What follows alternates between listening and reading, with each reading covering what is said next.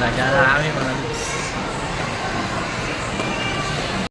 Mga lods, binigay sa atin yung wallet niya. Kinuha natin yung pera niya para kunyari libre natin siya.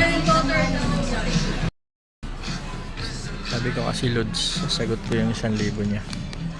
Hindi niya alam pera niya yung babayad niya.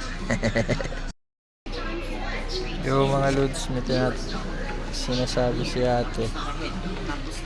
May sinasuggest si ate na damit niya. No? Yun.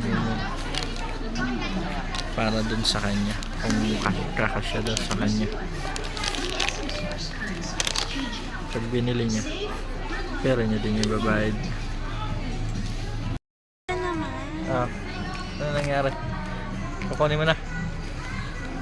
Bakit? Gusto ko kasi white. White. Ito white. White daw mga lods. Abutin mo. Ito mga lods, nagpipili pa rin siya ng damit. Wala pa rin siya mapili. So hindi ko pa rin siya may libre. 2 hours later. Bayad na siya mga lods.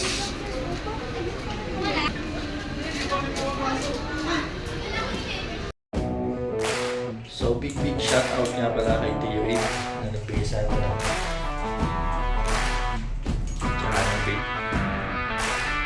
Thank you, Tio Abe.